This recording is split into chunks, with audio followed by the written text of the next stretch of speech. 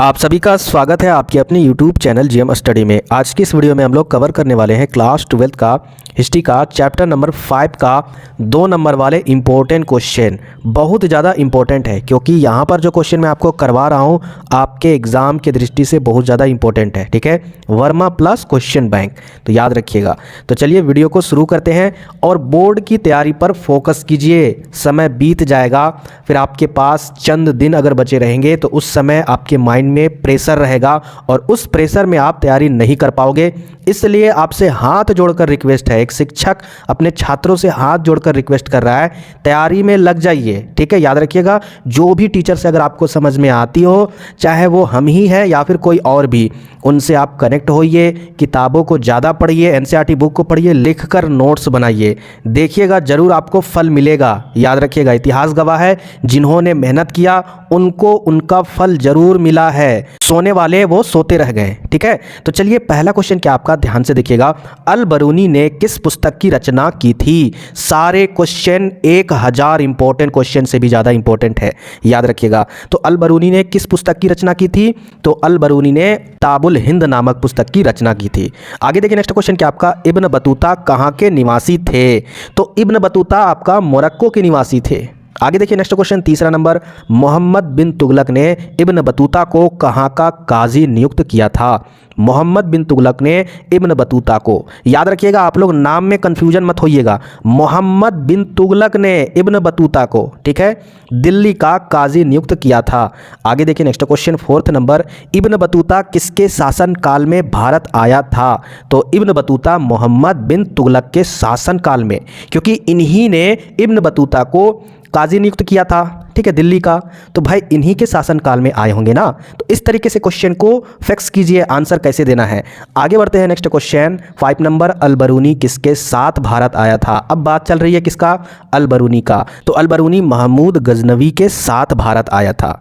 ठीक है, आगे देखिए next question, 6 number, John Baptiste Tavernier, ये जो वर्ड है ना, शॉर्ट में कभी कभी आपको यही लिखा हुआ मिलेगा। ठीक है, ये पूरा नाम इनका है लेकिन लिखा हुआ नहीं मिलेगा, यही लिखा हुआ मिलेगा, टैवर्नियर। तो याद रखिएगा यही है, ठीक है, कोई दूसरा नहीं है। तो ये एक जौहरी थे। जौहरी का काम क्या होता है? हीरो की परख करना। ठीक है, उसके लिए ये विख्यात थे, हीरो की परख करते थे, याद रखिएगा, इसके लिए फेमस थे। आगे देखते हैं next question, 7 number, John Baptiste Tavernier ने कितनी बार भारत की यात्रा की थी? तो याद रखिएगा 6 बार इन्होंने भारत की यात्रा की थी। मोस्ट वीवीआई क्वेश्चन 1 नंबर वाले के लिए। ठीक है, उम्मीद है कि 2 नंबर में भी पूछ दे। तो आगे देखते हैं next question, 8 number, travels in the Mughal empire पुस्तक की रचना किसने की? Travels in the Mughal empire, तो इस पुस्तक को किसने लिखा? तो इसकी रचना बर्नियर ने ही की है। आगे देखिए 9 नंबर क्वेश्चन, इब्न बतूता के अनुसार भारत में कितने प्रकार की फसलों की खेती की जाती है? तो 2 प्रकार की, इब्न बतूता के अनुसार, एक रबी फसल और दूसरा खरीफ फसल। नेक्स्ट आपका 10 नंबर, उलूक, ठीक है, ये क्या लिखा हुआ? उलूक किसे कहा जाता था?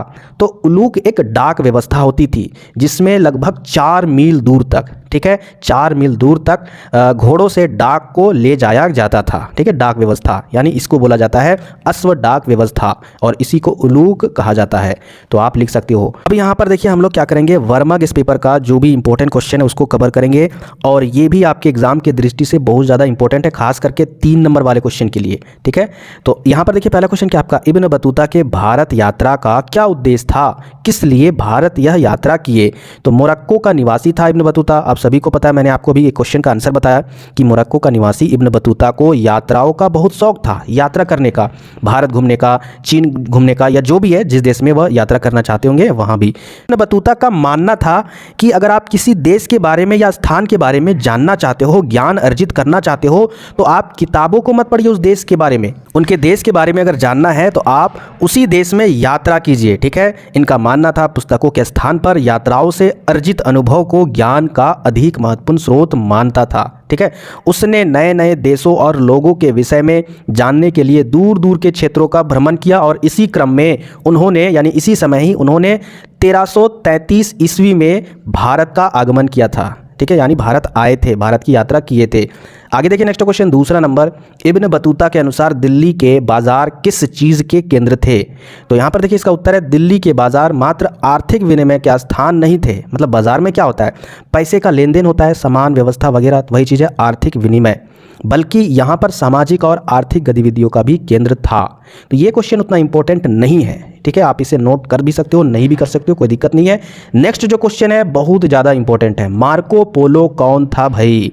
ये क्वेश्चन आपके एग्जाम की दृष्टि से बहुत ज़्यादा इंपॉर्टेंट है। तो इसका उत्तर क्या आपका, मार्को पोलो वेनिस का रहने वाला था। उसने 13वीं शताब्दी के अंत में वेनिस से लेकर भारत और चीन की यात्रा की थी। उसके यात्रा वृत्तांत, यानी जब वो यात्रा करते थे तो एक बुक में सारा विवरण लिखते थे जहाँ भी वो जाते थे उसके बारे में। तो उसका जो भी यात्रा वृत्तांत है उसकी तुलना इब्न बतूता के यात्रा वृत्तांत से यानी रेहला से करते थे, ठीक है, दोनों में कंपेयर किया जाता था। आगे देखिए नेक्स्ट क्वेश्चन 4 नंबर, भारत का विवरण लिखते समय अल बरूनी के सामने आई 2 कठिनाइयों का जिक्र करें।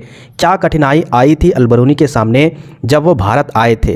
तो यहाँ पर देखिए सबसे पहले उनके पास क्या समस्या आई थी, तो भाषा की समस्या आई थी, क्योंकि भारत में संस्कृत का प्रचलित था और संस्कृत के भावों को अरबी या फारसी में कन्वर्ट करना, व्यक्त करना कठिन था।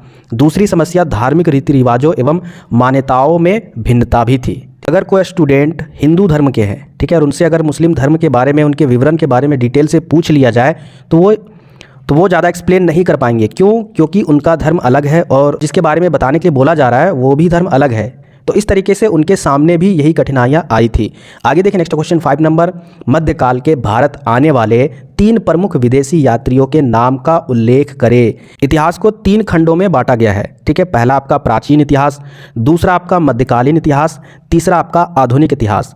तो मध्यकालीन इतिहास काल में जो यात्री आए थे जिनमें से 3 बहुत ही प्रमुख थे, उन विदेशी यात्रियों का नाम आपको बताना है और उनके बारे में उल्लेख करना है। तो देखिए यहाँ पर उत्तर है 10वीं शताब्दी से लेकर 17वीं शताब्दी के बीच कई विदेशी यात्रियों ने भारत का भ्रमण किया था।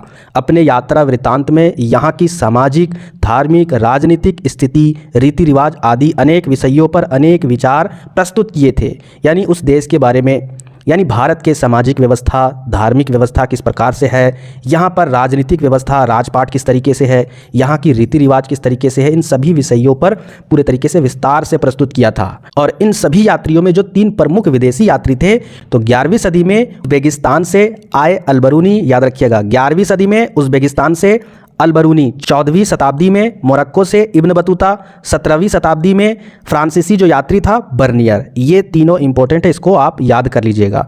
आगे देखिए नेक्स्ट क्वेश्चन 6 नंबर, बर्नियर ने मुगल साम्राज्य को किस रूप में देखा? यानी जो बर्नियर था वो भारत आया और भारत आने के बाद मुगल साम्राज्य को देखा, तो वह किस प्रकार से मुगल साम्राज्य को व्यक्त करता है वो यहाँ पर लिखा गया है। बर्नियर ने मुगल साम्राज्य को इस रूप में देखा, किस रूप में? इसका राजा भिखारियों और कुर्र लोगों, ठीक है, यानी कुर्र लोगों कहने का मतलब है ऐसी जनता जो आपस में लड़ झगड़ रही हो, उन जनता का राजा है। कौन? मुगल साम्राज्य। इसके शहर और नगर विनिष्ट तथा खराब हवा से दूषित थे और इसके खेत झाड़ीदार तथा घातक दलदल से भरे हुए थे। इसका एक ही कारण था, राजकीय भूस्वामित्व, यानी उस राज्य में जितना भी जमीन था सारा जमीन का मालिकाना हक राजपाट का ही था, ठीक है, वहाँ के राजा थे। अभी के टाइम में आप अपने जमीन का मालिक खुद होंगे, उसका टैक्स भी ज़्यादा लिया जाता था, ठीक है। आगे देखिए 7 नंबर क्वेश्चन क्या आपका लास्ट क्वेश्चन है, बर्नियर द्वारा लिखित पुस्तक का नाम लिखे, इसका मुख्य उद्देश्य क्या था? तो यहाँ पर आंसर लंबा है लेकिन मैं आपको शॉर्ट में बता दे रहा हूँ। बर्नियर द्वारा पुस्तक का जो नाम है वो आपका travels in the Mughal empire. इसके बाद आप ये लिखिएगा कि बर्नियर ने भारत में जो कुछ भी देखा वह उसकी यूरोपीय और विशेष रूप से फ्रांस, ठीक है, यानी यूरोप और फ्रांस की स्थितियों और भारत की स्थितियों दोनों के बीच में तुलना कर रहा था, ठीक है। इस पुस्तक में किस तरीके से वह तुलना करते थे? तो उस देश के यूरोपीय और विशेष रूप से फ्रांस के, ठीक है, बुद्धिजीवी वर्ग के लोगों में और हमारे देश के लोगों में यह तुलना करते थे और खास करके यूरोप को ही श्रेष्ठ सिद्ध करता रहा है अपने वृत्तांत में, याद रखिएगा। बस आपको इतना ही लिखना है। तो ये था आपका चैप्टर नंबर 5 का इंपॉर्टेंट क्वेश्चन। अगर आपको पसंद आए होंगे तो प्लीज़ वीडियो को लाइक कीजिएगा और आप चैनल को सब्सक्राइब करना आपके लिए इंपॉर्टेंट है। बचे हुए टाइम में अगर बेहतर तैयारी करना चाहते हो, मिलते फिर नेक्स्ट वीडियो में।